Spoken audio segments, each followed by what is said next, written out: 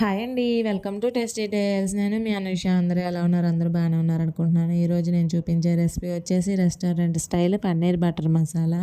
ఈ curry ఎందులోకైనా perfect combination. Rice, రోటీ, చపాతీ ఇలా ఎందులోకైనా, white rice అయినా, బిర్యానీ అయినా ఎందులోకైనా పర్ఫెక్ట్ కాంబినేషన్. చాలా టేస్టీ అండ్ ఎమ్మీగా ఉంటుంది. బయటకు వేలకు వెళ్ళిపోసి కొనేదానికంటే ఇలా ఇంట్లోనే ఈజీగా, హెల్తీగా, టేస్టీగా చేసేసుకోవచ్చు. చాలా అంటే చాలా బాగుంటుంది. ఇప్పుడు రెసిపీలోకి వెళ్ళిపోతే ముందుగా స్టవ్ ఆన్ చేసుకొని ఒక మందమైన కడాయి పెట్టుకోవాలి. ఆ కడాయి వేడైన తర్వాత అందులోనే ఒక స్పూను బటర్ వేసుకోవాలి. బటర్ ఉన్న వాళ్ళు బటర్ వేసుకోవచ్చు, లేకపోతే ఆయిల్ అయినా నెయ్యి అయినా వేసుకోవచ్చు. అలా వేడైన బటర్లోకి 200 గ్రాముల పన్నీర్ ముక్కల్ని సన్నగా క్యూబ్స్లా కట్ చేసుకొని వేసుకోవాలి. వెంటనే కదపకుండా కొంచెం 5 మినిట్స్ ఆగి కదుపుకొని బాగా కలుపుకొని లైట్ గోల్డెన్ బ్రౌన్ కలర్ వచ్చే వరకు ఫ్రై చేసుకోవాలి. లైట్గా ఫ్రై చేసుకుంటే సరిపోతుంది. బాగా హార్డ్ అయిపోతుంది ఎక్కువ ఫ్రై చేస్తే. అప్పుడు ఫ్లేవర్స్ అనేవి మనకి పన్నీర్కి అంతగా పట్టుకోవు. అలా లైట్గా ఫ్రై అయిన పన్నీర్ని పక్కకు పెట్టుకొని ఇప్పుడు అదే బటర్లోకి 1 ఇంచు చెక్క, 4 లవంగాలు, 1 బిర్యానీ ఆకు వేసుకొని బాగా ఫ్రై అయిన తర్వాత అందులోనే ఒక పెద్ద సైజు ఆనియన్ని ముక్కలుగా కట్ చేసుకొని వేసుకోవాలి. అందులోనే 2 పండిన టమాటాలను కూడా వేసుకొని ముక్కలు వేసుకొని మెత్తగా కలుపుకుంటూ మగ్గించుకోవాలి. నేను వీడియోలో చూపిస్తున్నాను కదా, అలా కలుపుకుంటూ మనకి ఆనియన్స్, టమాటాస్ మగ్గించుకునే వరకు అందులోనే ఒక పావు కప్పు జీడిపప్పు కూడా వేసుకొని మొత్తం అన్నీ మూత పెట్టించి బాగా మెత్తబడే వరకు మగ్గించుకోవాలి. బాగా మెత్తబడే వరకు మగ్గించుకుంటేనే మనకి గ్రేవీ కన్సిస్టెన్సీ అనేది మృదువుగా, టెక్స్చర్ అనేది సాఫ్ట్గా ఉంటుంది.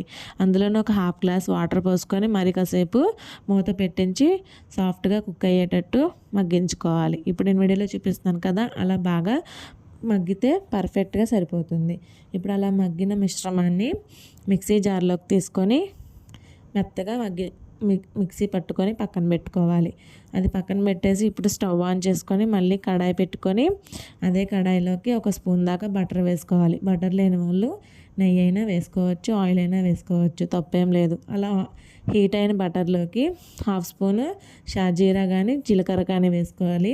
1 స్పూను కాశ్మీరీ చిల్లీ పౌడర్ అయినా పర్వాలేదు, మనం ఇంట్లో వాడుకునే రెగ్యులర్ కారమైనా పర్వాలేదు. అవి వేసుకొని బాగా ఫ్రై చేసుకోవాలి. అలా ఫ్రై అయిన తర్వాత మనం మిక్సీ పట్టుకున్న మిశ్రమాన్ని స్ట్రైనర్ ఉంటుంది కదా, స్ట్రైనర్లో వేసుకొని మనకి సాఫ్ట్ కన్సిస్టెన్సీ వచ్చిన గ్రేవీ అంతా కిందకి వడకట్టుకోవాలి. అలా వడకట్టుకున్న తర్వాత మొత్తం కలిసేటట్టు బాగా కలుపుకొని అలా ఉడుకుతున్నప్పుడు అందులోనే ఒక స్పూన్ దాకా, హాఫ్ స్పూన్ దాకా జీలకర్ర పొడి, అలానే అందులోనే హాఫ్ స్పూను ధనియాల పొడి వేసుకోవాలి. ఇప్పుడు అందులోనే 1 స్పూన్ దాకా గరం మసాలా పౌడర్ కూడా వేసుకొని ఆ మసాలాలు ఆ గ్రేవీకి బాగా కలిసేటట్టు అడుగు నుంచి పై వరకు బాగా కలుపుకోవాలి. నేను వీడియోలో చూపిస్తున్నాను కదా, అలా బాగా కలుపుకోవాలి. ఇది లో టు మీడియం ఫ్లేమ్లో మాత్రమే చేసుకోవాలి, లేకపోతే అడుగు అనేది మాడిపోయి కర్రీ టేస్ట్ అనేది పూర్తిగా మారిపోతుంది.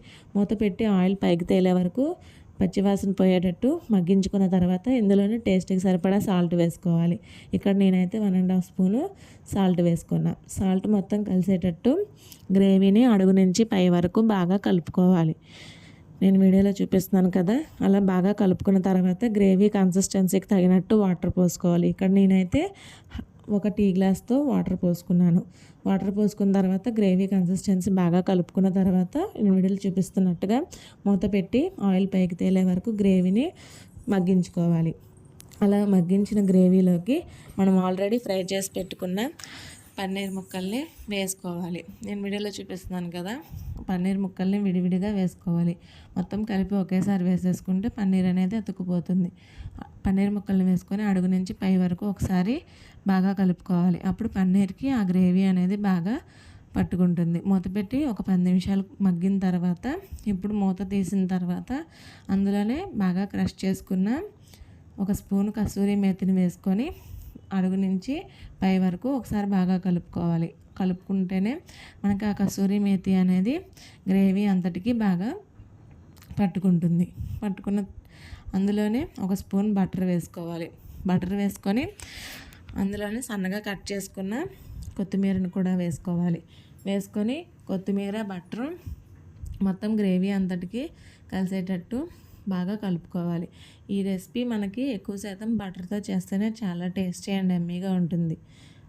వీలు లేని వాళ్ళు ఆయిల్తో అయినా నెయ్యితో అయినా చేసుకోవచ్చు. అలా కలుపుకొని ఒక 10 నిమిషాలు మగ్గించుకొని స్టవ్ ఆఫ్ చేసేసి ఒక సర్వింగ్ బౌల్లోకి తీసేసుకుంటే అంతేనండి.